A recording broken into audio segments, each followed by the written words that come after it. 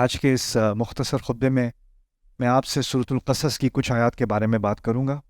ان آیات کا تعلق موسیٰ علیہ السلام کے قصے سے ہے۔ سورۃ القصص میں موسیٰ علیہ السلام کا قصہ ایک منفرد طریقے سے بیان کیا گیا ہے۔ ان کی حیات کا وہ حصہ جو نبوت کا منصب ملنے سے پہلے تھا، جس کی اپنی خاص اہمیت ہے، اس کے بارے میں سورۃ القصص میں خاص بات کی گئی ہے۔ اس کی طرف حوالہ سورۃ طٰہٰ میں اور مقامات پر بھی کیا گیا ہے، لیکن جس تفصیل میں اللہ تعالیٰ نے سورۃ القصص میں بات کی اور مقامات میں نہیں ہے۔ یہاں پر خاص ایک چھوٹا سا لمحہ ہے ان کی زندگی کا، اور ایک واقعہ ہے، اس میں بہت ساری ہدایات مضمر ہیں، اور ان میں سے کچھ ہدایات کی طرف آج میں اشارہ کروں گا اس خطبے میں انشاءاللہ۔ پہلی بات یہ ہے کہ ان کی جو پرورش ہوئی ہے وہ ایک ایسے گھرانے میں، فرعون کے گھرانے میں ہوئی ہے، لیکن سب کو معلوم ہے، فرعون کے ارد گرد سب کو معلوم ہے کہ ان کی نسل فرعون کی نسل نہیں ہے۔ رنگت ان کی مختلف ہے، اور ان کی رنگت اور شکل اور ان کی جو جینز ہیں وہ بنو اسرائیل کے لوگوں جیسی ہیں۔ اور یہ جاننا بہت ضروری ہے کہ سب کو معلوم تھا کہ یہ فرعون کی اپنی اولاد نہیں ہے، ان کو لے لیا گیا، اڈاپٹ کر لیا گیا ہے، لیکن وہ اس گھرانے کے نہیں ہیں۔ یعنی اس طرح سے سمجھ لیں کہ ان کو ایک طرح سے تو بادشاہی مقام مل گیا، اب وہ ایک شہزادے کی زندگی گزار رہے ہیں کیونکہ فرعون ان سے محبت کرتا ہے، لیکن جو پولیس والا ہے، جو سیکیورٹی والا ہے، جو نوکر ہے، اور جو سارے جرنیل وغیرہ ہیں جن کا واقعی میں مقام ہے اس سوسائٹی میں، اور وہ غلام قوم سے نہیں ہے، وہ حکمران قوم سے ہیں، ان کو صرف ایک غلام قوم کا فرد ہے جس سے عزت سے بات کرنی پڑتی ہے، اور وہ ہے موسیٰ علیہ السلام۔ یعنی باقی بنو اسرائیل میں سے کوئی اور بھی ہونا تو وہ اس کو نیچ سمجھ کے، غلام سمجھ کے اس سے جیسی بھی بدتمیزی کریں کیونکہ وہ نچلی سوسائٹی کے لوگ ہیں، لیکن اس نچلی سوسائٹی میں سے ایک فرد ایسا ہے جس کو ان کو سر، جناب، دروازہ کھولنا پڑتا ہے ان کے لیے، ان کو عزت دینی پڑتی ہے، اور دل میں ان کے یہ نفرت بڑھتی چلی جا رہی ہے کہ کیوں ایسا کریں ہم، یہ تو نچلی قوم کا ہے۔ کیا اس میں نظر آتا ہے فرعون کو کہ اس کو اتنا مقام دیا ہوا ہے، اس کو باقیوں کی طرح ذلیل کرنا چاہیے؟ اس کا کیسے حق بنتا ہے کہ اس محل میں رہے اور ہم اس کے لیے دروازہ کھولیں، اس کی عزت کریں؟ یہ بات آپ کو پہلے سمجھنے کی ضرورت ہے۔ دوسری بات کہ اللہ تعالیٰ نے اپنی تدبیر کے تحت موسیٰ علیہ السلام کو اپنی جو حقیقی ان کی ماں ہیں ان سے دوبارہ ملا دیا تھا، اور اس بات سے یہ بات بھی سامنے اشارے میں ظاہر ہو جاتی ہے، کنایے کے ذریعے ظاہر ہو جاتی ہے کہ ان کو اسلام میں ہی پرورش دی گئی۔ اب وہ ہم اپنے دین کو جانتے ہیں، اور وہ یہ بھی جانتے ہیں کہ وہ کون سی امت کا حصہ ہیں، اور وہ ایک طرف تو وہ ایک محل میں ان کی پرورش ہو رہی ہے، لیکن وہ یہ بھی جانتے ہیں کہ ان کی امت کے لوگ بنی اسرائیل ہیں، اور وہ سب غلام ہیں، اور ان پر روزانہ ظلم ہوتے ہیں، ان کو مارا پیٹا جاتا ہے، ان سے زیادہ کام لیا جاتا ہے، ان کو اس کی اجرت نہیں دی جاتی، ان میں سے لاکھوں کی تعداد میں قتل بھی کر دیے جاتے ہیں۔ اگر فرعون کو لگے کہ بہت زیادہ لڑکے پیدا ہو رہے ہیں، کہیں وہاں بغاوت نہ ہو جائے تو لڑکوں کی تعداد کو کم کر دو، تو کچھ سال بعد لڑکوں کو ذبح کر دیا جاتا ہے، لیکن عورتوں کو چھوڑ دیتے ہیں۔ کیوں؟ کیونکہ بعد میں بھی اور بچے بھی پروڈیوس کرنے ہوں گے اور غلاموں کی ضرورت پڑے گی، تو ان کو وہ مویشیوں کی طرح رکھے ہوئے تھے۔ اور موسیٰ علیہ السلام کو اس بات کا علم ہے کہ یہ لوگ اس طرح سے میری قوم کو، یعنی امت مسلمہ کو اس وقت کی، اس طرح سے ان کے ساتھ برتاؤ کرتے ہیں۔ اس بات کا بھی ان کو اچھی طرح علم ہے کیونکہ وہ اس گھرانے سے ہیں اور اس خاندان سے ہیں کہ ان کی تراث کیا ہے، یعنی پیچھے جا کر وہ مصر میں کیسے آئے تھے بنو اسرائیل یوسف علیہ السلام کے ذریعے، اور یوسف علیہ السلام یعقوب، اور ان کے پیچھے اسحاق، اور ان کے پیچھے ابراہیم علیہ السلام، تو وہ اس سلسلے کا ایک حصہ ہیں، اور اس بات کا ان کو علم ہے۔ نبی نہیں ہیں لیکن اپنے مسلمان ہونے کا اور ملت ابراہیم کا حصہ ہونے کا ان کو علم ہے۔ اچھا، اس سارے علم کے باوجود اب وہ، کیونکہ ان کی سچویشن ایسی ہے، ماحول ایسا ہے، تو وہ اب محل میں ایک شہزادی کی زندگی گزار رہے ہیں، نوجوانی کی عمر میں، اور اس عمر کے بارے میں اللہ تعالیٰ نے ایک تبصرہ کیا ہے جب وہ اس محل میں رہ رہے تھے۔ وَلَمَّا بَلَغَ أَشُدَّهُ وَاسْتَوَى آتَيْنَاهُ حُكْمًا وَعِلْمًا وَكَذَلِكَ نَجْزِي الْمُحْسِنِينَ۔ یہ سورۃ القصص کی پہلی آیت ہے جس کے بارے میں ہم بات کریں گے، کہ جب موسیٰ علیہ السلام ایسی عمر میں پہنچ گئے جس کو آج کل ہم کہیں گے ٹین ایج ایئرس، بلغ اشدہ، یعنی وہ مردانگی کی عمر تک پہنچ گئے۔ اچھا، اب وہ بالغ ہو گئے، اس کا مطلب ہے کہ اب بالغ ہونے میں ہمارے دین سے مراد کیا ہے کہ اب جو آپ فیصلہ کرو گے نا، جو کام کرو گے اور جو اختیار کرو گے، اس کے ذمہ دار آپ خود ہو۔ جیسے کسی بھی ملک کے قانون میں ہوتا ہے، ایک عمر کے بعد اگر کوئی انسان کوئی غلط حرکت کرے یا کسی قانون کو توڑے تو اس کے لیے عدالت اور ہوتی ہے، اور کم عمر کا کوئی کرے تو اس کے لیے عدالت اور ہوتی ہے، جوونائل کورٹ سسٹم ہوتا ہے، ٹھیک ہے نا؟ تو اب وہ اس حد تک پہنچ گئے ہیں کہ اب ان کو ایک بالغ قرار دیا جا رہا ہے۔ ان کے بارے میں اللہ تعالیٰ نے تین چیزیں بتائی ہیں ان کے بارے میں۔ پہلی بتائیے آتیناہ حکمن، کہ ان کو اللہ تعالیٰ نے حکمت دی اور پکا فیصلہ کرنے کی صلاحیت دی، صحیح فیصلہ کرنے کی صلاحیت دی۔ استحکام بھی حکم سے نکلا ہے، حکمہ بھی حکم سے نکلا ہے، احکام بھی حکم سے نکلا، اس میں کئی معنی ہیں۔ خلاصہ یہ سمجھ لیں کہ اللہ تعالیٰ نے اس نوجوان لڑکے کو جو شہزادے کی زندگی گزار رہا تھا، اچھے فیصلے کرنے کی صلاحیت دی۔ اس بات کی اہمیت یوں ہے کیونکہ ایک کم عمر میں نا بچہ حفظ جلدی کر لیتا ہے، سیکھ جلدی جاتا ہے، جیسے زبان جلدی سیکھ جاتا ہے یا رٹا جلدی سے کر لیتا ہے، حفظ جلدی سے کر لیتا ہے۔ اگر آپ جو علم کو ابزارب کرنے کی، علم کو اخذ کرنے کی جو صلاحیت نوجوان میں ہوتی ہے نا، وہ زیادہ ہوتی ہے۔ اور اگر آپ 70-80 سال تک پہنچ جائیں، آپ میں حکمت زیادہ ہے لیکن اب نیا علم سیکھنے کی صلاحیت کم ہو جاتی ہے، چیزیں اس طرح یاد نہیں رہتی جیسے پہلے یاد رہی ہوتی تھی، اور وہ حافظہ بھی کمزور ہوتا چلا جاتا ہے۔ تو کم عمری میں اصل میں دور ہوتا ہے علم کا، اور بڑی عمر میں جا کے دور آتا ہے حکمت کا۔ نوجوان کے پاس علم تو بہت سارا آ جائے، حکمت تجربے کے بعد آتا ہے۔ اس لیے نوجوان علم ہونے کے باوجود بے وقوف فیصلے بھی کرتا ہے۔ اس کو پتہ ہوگا گاڑی تیز نہیں چلانی، یا اس طرح جو ہے وہ بالکل کیئرلیس ہو کے اسپیڈنگ نہیں کرنی، یہ نہیں کرنی، لیکن مزہ آ رہا ہے تو وہ کرے گا۔ اس کو پتہ ہے خطرناک ہے، علم تو ہے اس کے پاس کہ یہ خطرناک ہے، کرے گا پھر بھی۔ اس کو پتہ ہے میڈیکل اسٹوڈنٹ ہوگا، میڈیکل اسٹوڈنٹ ہے تو اس کو پتہ ہے کہ آپ کی لنگس کے ساتھ کیا ہوتا ہے، آپ اسموکنگ کرتے ہو تو، سگریٹ پیتے ہو تو آپ کے ساتھ اندر جسم کے ساتھ کیا نقصان ہو رہا ہے، اس کو عام لوگوں سے زیادہ پتہ ہے کیونکہ وہ میڈیکل اسکول میں جا رہا ہے، لیکن پھر بھی کلاس میں اسٹریس بہت ہو گئی ہے، باہر کھڑا اسموکنگ کر رہا ہے۔ کیوں؟ علم تو ہے، حکمت نہیں ہے۔ حکمت جو ہے وہ بعد میں جا کر آتی ہے۔ خاص ایک خصوصیت، اور خاص کر جس ینگ لڑکے کے پاس، ایک تو اس کے بارے میں یہ بھی کہہ دیا کہ وہ اس عمر میں پہنچے، نوجوانی کی عمر میں، جب ہم سارے بے وقوفیاں کرتے ہیں۔ اس کے بعد کہا وستوا، وستوا سے مراد ہے کہ وہ جسم کے بڑے تگڑے تھے، قوی تھے، تو اب وہ جسمانی ان کے پاس بھی قوت ہے، عمر بھی نوجوان ہے، زندگی بھی شہزادے والی ہے، جو چاہیں کریں، جتنا پیسہ ہے، کوئی چیز حرام نہیں ہے، کوئی ان کو کچھ روک نہیں سکتا، ہر طرف سے ان کے لیے دروازے کھلے ہوئے ہیں، جو کرنا چاہے کرے۔ اب آپ اندازہ کرو کسی سوسائٹی میں کوئی ینگ لڑکا ہو، اس کے پاس ملینز ہوں، اربوں روپے ہوں اس کے پاس، قانون اس کو روک نہیں سکتا کیونکہ اس کے پاس ایک اونچا سٹیٹس ہے، اور جسم کا بھی وہ طاقتور ہے، کیسی حرکتیں کرے گا وہ؟ آپ کیسی حرکتیں کرتے دیکھو گے اس کو؟ جہاں جہاں میں دنیا میں گیا ہوں، جہاں میں نے دولت مند نوجوان دیکھے ہیں، آپ کو ایک ہی صورتحال ملے گی، اور ایک چیز جو نظر نہیں آئے گی نا عام طور پہ، وہ حکمت ہوگی۔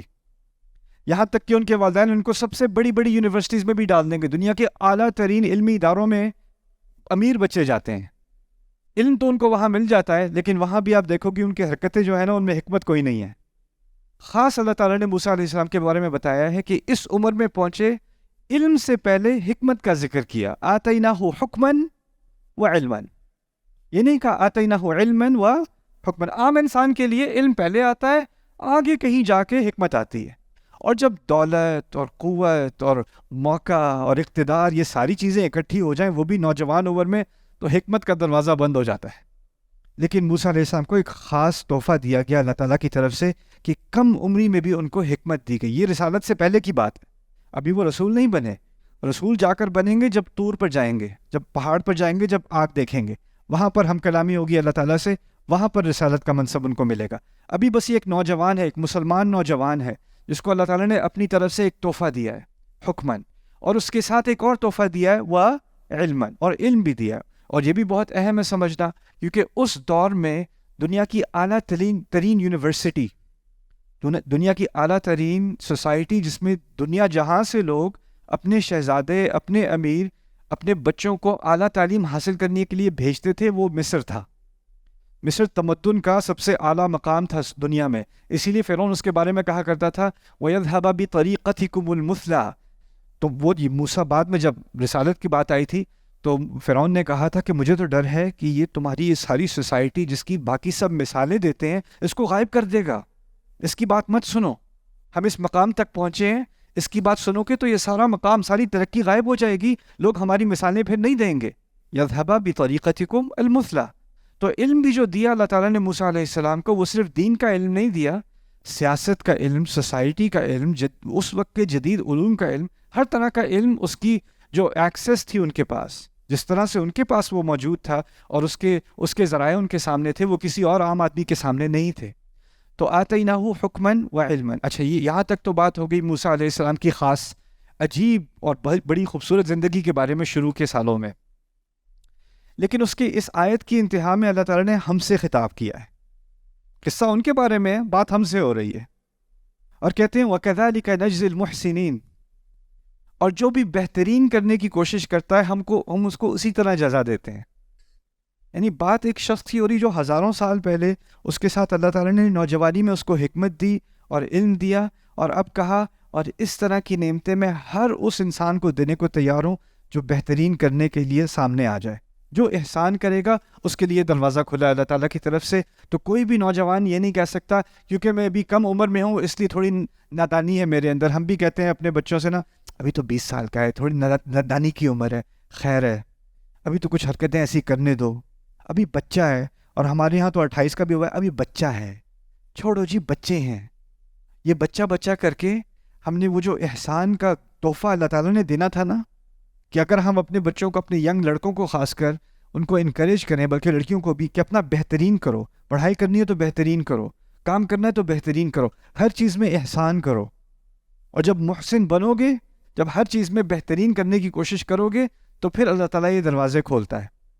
یہاں ایک اور سوال بھی پیدا ہوتا ہے، اور وہ یہ ہے کہ جب آپ کے پاس پیسہ ہو، محل ہو، اس سے بڑا محل کہاں ملے گا؟ فرعون کے محل سے بڑا محل کہاں ملے گا؟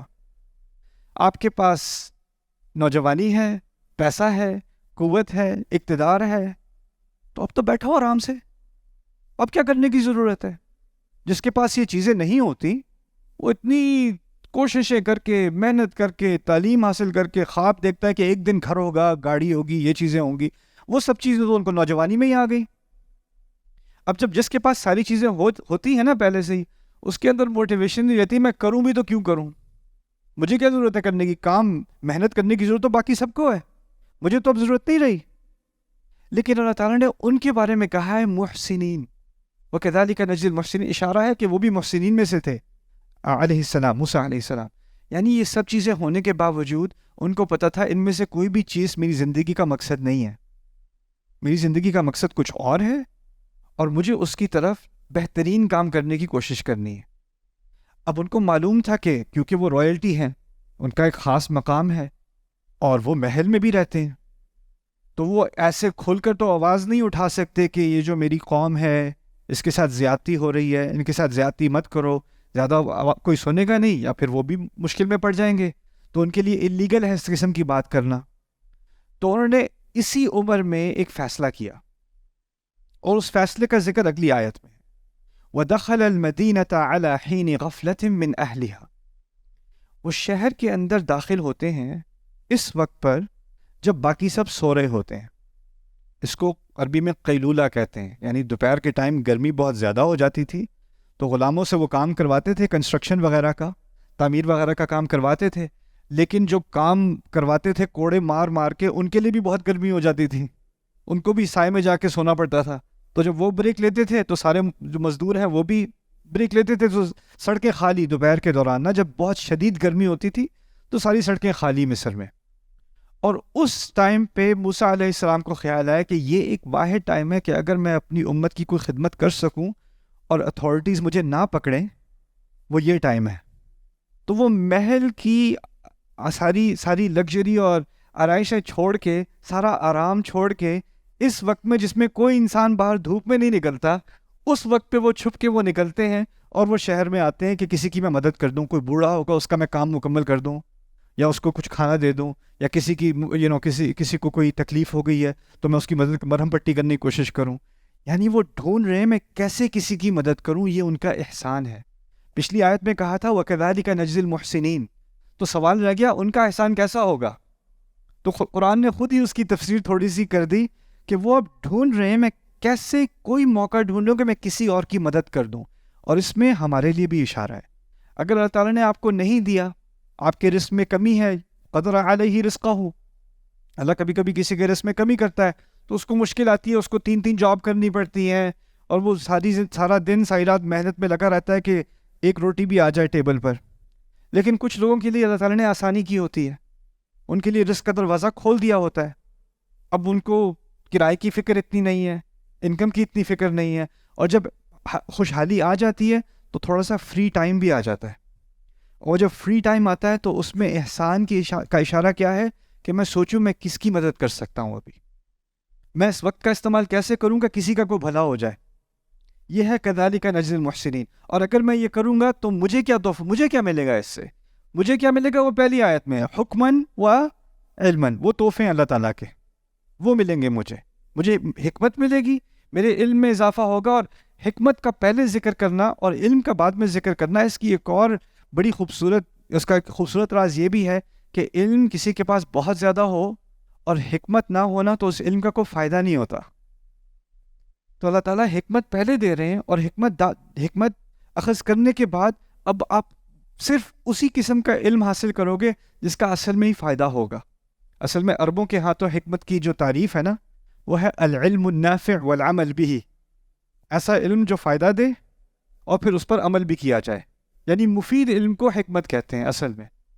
لیکن آپ دیکھ رہے ہیں اب ہم انفارمیشن ایج میں ہیں, ہم اس دور میں رہ رہے ہیں جو علم کا دور ہے. آپ کسی بھی چیز کا علم حاصل کرنا چاہتے ہو, آپ انگلی سے ایک تھوڑے سے بٹن دباؤ اسکرین کے اوپر, اسکرین پہ ٹیپ ٹیپ کرو, سارا علم آپ کے سامنے آ جائے گا. کسی بھی چیز کے بارے میں کوئی بھی سوال آپ کے ذہن میں, سوال آپ کے پاس فوراً آ جائے گا. آپ اپنے دادا سے پوچھو, اپنے ابو سے پوچھو, ان سے پوچھو جب آپ کے ذہن میں کوئی سوال آتا تھا تو آپ اس کا جواب کیسے لیتے تھے, کہ یہ سڑک کیسے بنی, یہ بلڈنگ کتنی پرانی ہے. اب میں گوگل کروں یہ بلڈنگ کتنی پرانی ہے, اس کا آرکیٹیکٹ کون ہے. لیکن اس وقت وہ کسی لائبریری میں جائیں گے, نہیں یہ کتاب تو اس لائبریری میں نہیں, آپ کو فلانی لائبریری میں جانا پڑے گا اگر اس سوال کا جواب. علم کا راستہ اتنا مشکل ہوا کرتا تھا. تو علم کا راستہ جتنا کھلا آج ہے اتنا کبھی انسان کی تاریخ میں نہیں کھلا ہوگا. لیکن حکمت کا دروازہ اتنا ہی بند ہوتا چلا گیا ہے. کیوں؟ کیونکہ اب ہمارا سارا فری ٹائم فضول علم حاصل کرنے میں چلا گیا ہے. عام نوجوان کو کسی اسپورٹس کے بارے میں, کسی ایکٹر کے بارے میں, کسی سنگر کے بارے میں, کسی یوٹیوبر کے بارے میں جتنی معلومات اس کو اس کے بارے میں ہے, جو مفید علم ہے اس کے بارے میں اس کو کچھ زیادہ نہیں معلوم, دینی اعتبار سے بھی اور دنیاوی اعتبار سے بھی. گاڑی اس کو فکس کرنی نہیں آتی, لیکن ویڈیو گیم کے بارے میں بہت ساری معلومات ہیں اس کو, کہ اس میں ہائی رینکنگ کیسے آتی ہے. ٹھیک ہے نا. تو یہاں پر جو حکمن و علمن کا ہے, یہ تحفہ ہے اللہ تعالیٰ کی طرف سے, اگر میں کوشش کروں کسی اور کی مدد کرنے کی. وَكَذَلِكَ نَجْزِي الْمُحْسِنِينَ. اچھا آخری بات, آج جہاں تک میں پہنچنا چاہ رہا تھا وہاں تک تو نہیں پہنچیں گے, لیکن ایک اور بات آپ کے سامنے رکھ دوں. وہ یہ تھی کہ جب وہ وہاں گئے ہیں, اس شہر میں خالی تھا. فَوَجَدَ فِيهِ رَجُلَيْنِ يَقْتَتِلَانِ.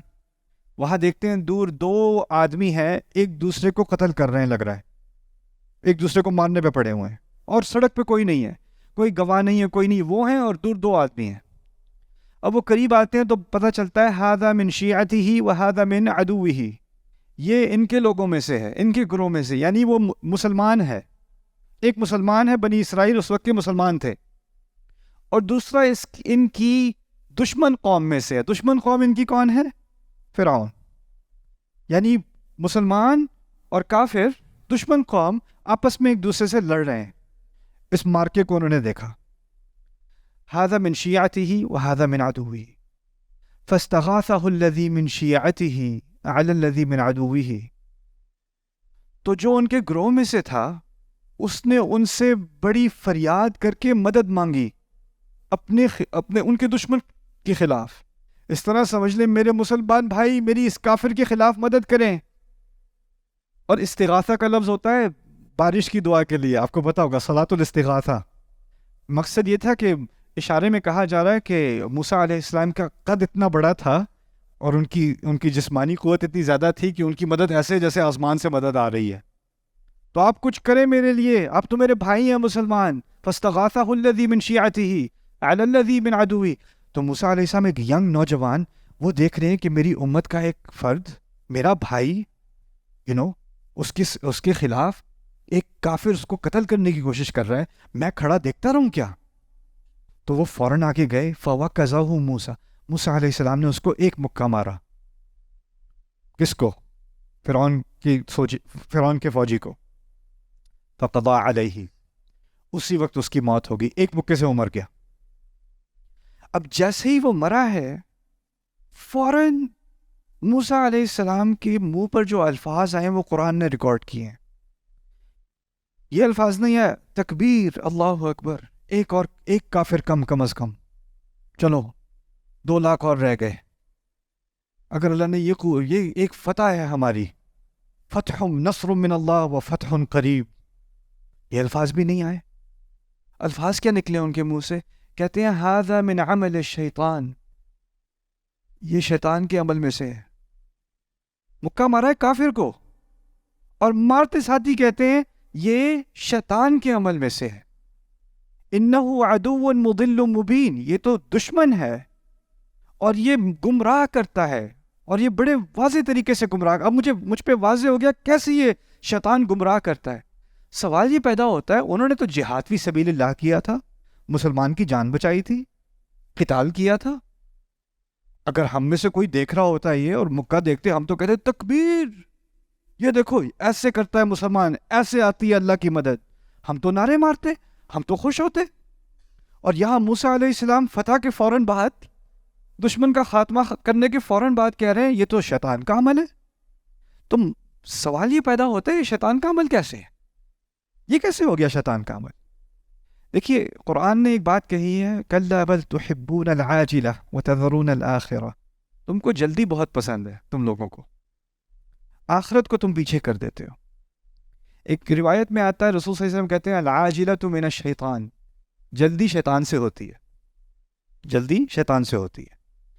آپ کا مسلمان بھائی آپ سے مدد مانگ رہا ہے اور کافر اس سے لڑ رہا ہے، کیا آپ کے پاس 100% معلومات ہیں کہ کافر غلط ہے اور آپ کا مسلمان بھائی صحیح ہے؟ کیا مسلمان ہونے سے اس بات کی ضمانت ہو جاتی ہے کہ وہ مجرم نہیں ہو سکتا، یا اس کی غلطی نہیں ہو سکتی، یا وہ چور نہیں ہو سکتا، یا وہ قاتل نہیں ہو سکتا؟ یہ کہ اس کی بات کی کوئی ضمانت ہے کیا؟ آپ کے پاس ساری معلومات نہیں ہے۔ اگر کوئی آپ کی قوم میں سے ہے، آپ کی فیملی میں سے ہے، آپ کے گھرانے میں سے ہے، آپ کے گاؤں میں سے ہے، کیا اس کا مطلب یہ ہے کہ وہ صحیح ہے؟ اور جس سے آپ کی چڑ ہے، یا جس سے آپ کی لڑائی ہے، یا جس کو آپ پسند نہیں کرتے، کیا اس بات کی ضمانت ہے کہ وہ غلط ہے؟ نہیں۔ لیکن دوسری بات یہ ہے کہ دیکھیں، کیونکہ وہ مصر میں رہتے ہیں نا، تو لاکھوں دفعہ دیکھا ہوگا کہ کتنے فوجی، کتنے انیسنٹ قسم کے لوگ جنہوں نے کوئی جرم بھی نہیں کیا ہوا، ان کے ساتھ کتنی زیادتیاں ہزاروں دفعہ دیکھی ہوں گی انہوں نے، ہزاروں دفعہ۔ اب وہ 1000 دفعہ دیکھ رہے ہیں تو کہہ رہے ہوں گے 1000 دفعہ دیکھ چکا ہوں، وہی بات جو پہلے ہوتی ہوگی وہی ابھی بھی ہو رہی ہوگی، اسی لیے تو انہوں نے جلدی کی۔ وہ تو کہیں گے یہ تو میں نے کتنی دفعہ، بے شمار دفعہ دیکھا ہے اور میں کچھ کر نہ سکا، سب گواہ تھے، آج ایک موقع ملا ہے تو میں کچھ کر تو سکتا ہوں نا، تو کچھ تو میں کروں۔ یعنی ان کی نیت میں کوئی خلل نہیں ہے، لیکن جو حکمت یہاں سکھائی جا رہی ہے کہ آپ نے ایک ہی چیز 1000 دفعہ بھی دیکھی ہو، 10,000 دفعہ بھی دیکھی ہو، ہر کیس الگ ہوتا ہے، ہر صورتحال الگ ہوتی ہے۔ اگر کوئی جج ہے، وہ 20 سال سے جج ہے، اس نے بہت سارے کیسز دیکھے ہیں، اس کے پاس ایک نیا کیس آتا ہے، وہ بندے کی شکل کر کہتا ہے میں تو بندے کی شکل دیکھ کے بتا دیتا ہوں کہ اس نے جرم کیا ہے۔ اگر جج ایسا ہونا تو اس کو جج نہیں ہونا چاہیے، کیونکہ وہ کیا کر رہا ہے، اپنے سابقہ تجربے کی بنیاد پر وہ گمان کر رہا ہے کہ یہ کیس کیسا ہوگا، اور یہ انصاف کے خلاف ہے۔ موسیٰ علیہ السلام نے جو اپنا اقدام کیا نا، وہ تمام معلومات لینے سے پہلے کیا، جلدی کر دی، جذبات میں آ گئے، سوچا کہ جب اتنی زیادہ دفعہ میں نے اس قسم کی زیادتی دیکھی ہے تو یہ بھی اسی کی ایک مزید مثال ہوگی، اور یہ سب، اور جذبہ اچھائی کا تھا، لیکن شیطان بھی کبھی کبھی اچھائی کا جذبہ استعمال کر کے آپ سے کام نکلواتا ہے، اور یہ حکمت قرآن نے سکھا دی، ھذا من عمل الشیطان۔ اور پھر اب سمجھ میں آتا ہے جب اللہ تعالیٰ نے کہا تھا نا کہ ان کو حکمت دی تھی، اس قصے کے شروع میں بھی کہا تھا نا حکمت دی تھی انہیں، یعنی انسان غلطی کرے اور اس کو فوراً سمجھ میں آ جائے کہ یہ اصل میں بہت بڑی کیا تھی، غلطی تھی، اس سے بڑی حکمت کیا ہوگی، اس سے بڑا علم کیا ہوگا، فوراً اس بات کا خود ہی اعتراف کر لیتے ہیں کہ یہ شیطان کا عمل ہے۔ اب ایک آخری مسئلہ رہ گیا، خطبہ لمبا ہو گیا ہے لیکن آخری مسئلہ ورنہ بات آدھی رہ جائے گی۔ وہ کیا ہے کہ اگر کوئی غلط حرکت کرتا ہے، غلطی ہو جاتی ہے کسی سے، کسی کے ساتھ زیادتی بھی ہو جاتی ہے، اور پھر آپ کہیں یہ جی بس شیطان کا اثر آ گیا تھا میرے اوپر. یہ شیطان جو ہے نا یہ بہت ہی ذلیل مخلوق ہے، اس کی مجھے بھی اس سے بڑی نفرت ہے. میں نے نہیں کیا تھا، اصل میں یہ شیطان کا اثر تھا. اب آپ شیطان کو مل کے کوستے ہیں، سارا کام ساری جو جڑ ہے خرابی کی وہ شیطان ہی ہے. اس سے کیا ہوتا ہے، انسان کہتا ہے کہ شیطان کی وجہ سے ہوا، یہ تو شیطان کے اعمال میں سے ہے، تو اس طرح سے سمجھے کہ میں نے اپنے اوپر سے ذمہ داری اٹھا دی اور ساری ذمہ داری کس پہ ڈال دی؟ شیطان پہ. اس نے کیا. ھذا من عمل الشیطان انہ عدو مضل مبین. فوراً اگلی آیت میں خود ذمہ داری لیتے ہیں، کہتے ہیں ربی انی ظلمت نفسی فاغفر لی، میں نے اپنے نفس پر خود ظلم کیا، میں نے کیا ظلم، مجھے معاف کیجیے. یعنی شیطان تو ہے، لیکن ان کو اچھی طرح اس بات کا علم ہے کہ قیامت کے دن وہ یہ نہیں کہہ سکیں گے یہ تو شیطان تھا میرے رب، میں تھوڑی تھا. فوراً اللہ تعالیٰ کی طرف رجوع کر کے کہتے ہیں انی ظلمت نفسی، میں نے، اس میں کوئی شک نہیں ہے، جو ظلم کیا ہے وہ میں نے اپنے اوپر کیا ہے. اور یہ بھی بہت بڑی حکمت ہے. کسی سے غلطی ہوتی ہے نا تو وہ کہتا ہے سوسائٹی دیکھیں، سوسائٹی میں پریشر بہت ہے، فتنہ بہت ہے، میں کیا کروں، ایسے ہو گیا، لیکن میں انسان ہوں آخر. اس کو دیکھیں، اس نے مجھ سے یہ بات کی، مجھے غصہ آ گیا تو میں نے یہ کر دیا، فلانے نے یہ کیا، میں نے ایسے کر دیا. آپ ہر ایک کو ذمہ دار ٹھہرانے کو تیار ہو، لیکن حکمت کا تقاضا کیا ہے؟ اپنے آپ کو تو پہلے ذمہ دار ٹھہراؤ نا اپنے رب کے سامنے. اگر یہ نہیں میں کہہ سکتا کہ اصل میں جو ظلم کیا وہ میں نے اپنے ساتھ کیا ہے تو مجھے معاف کر دیجئے. فغفر لہ، اور اس کی بنیاد پر اللہ تعالیٰ نے انہیں معاف کر دیا. فغفر لہ. یہ آخری بات اس پہ ایک اور خطبہ کے بھی انشاءاللہ میں بھی اگلے ہفتے کریں گے کہ اللہ تعالیٰ نے جب انہیں معاف کیا ہے تو کیا انہیں معلوم تھا کہ اللہ تعالیٰ نے انہیں معاف کیا کہ نہیں؟ جیسے آپ نے کوئی بڑی غلطی کی ہو اور اب اللہ تعالیٰ سے معافی مانگو، اللہ تعالیٰ سے استغفار کر لو، پھر شک کہتا ہے پتہ نہیں میری استغفار قبول بھی ہوئی ہوگی کہ نہیں. میں نے کوئی چھوٹی غلطی تھوڑی کی، قتل کیا آخر، یہ کوئی چھوٹا گناہ تو نہیں ہے. میں نے اعتراف تو کر لیا غلطی میری تھی، معافی تو میں نے مانگ لی، لیکن اللہ تعالیٰ کی طرف سے کوئی وحی تو نہیں آنی ابھی کہ چلو تمہاری توبہ اچھی تھی، قبول، اب تم اپنی زندگی میں آگے کی سوچو، اب اس کے بارے میں بار بار سوچنا چھوڑ دو، شک کرنا چھوڑ دو کہ میں نے معاف کیا یا نہیں کیا، اس کی فکر تم چھوڑ دو. یہ سوال بھی ایک بہت اہم سوال ہے، کیسے پتہ چلے مسلمان کو کہ اس کی استغفار قبول ہوئی کہ نہیں ہوئی؟ تو انشاءاللہ اگر موقع ملا تو اگلے ہفتے اس کے بارے میں بات کریں گے.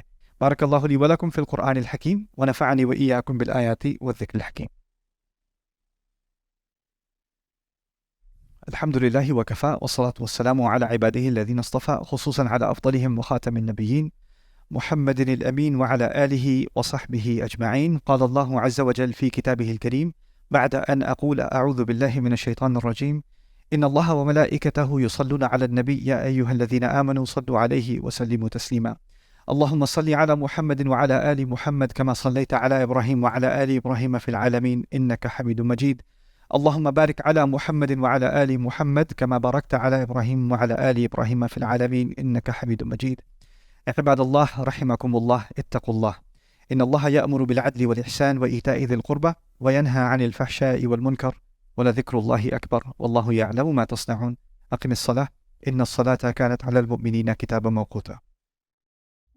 I hope you guys enjoyed that video clip. My team and I have been working tirelessly to try to create as many resources for Muslims to give them first steps in understanding the Quran all the way to the point where they can have a deep, profound understanding of the Quran. We are students of the Quran ourselves, and we want you to be students of the Quran alongside us. Join us for this journey on BayyinaTV.com, where thousands of hours of work have already been put in. And don't be intimidated, it's step by step by step, so you can make learning the Quran a part of your lifestyle. There's lots of stuff available on YouTube, but it's all over the place. If you want an organized approach to studying the Quran beginning to end for yourself, your kids, your family, and even among peers, that would be the way to go. Sign up for BayyinaTV.com.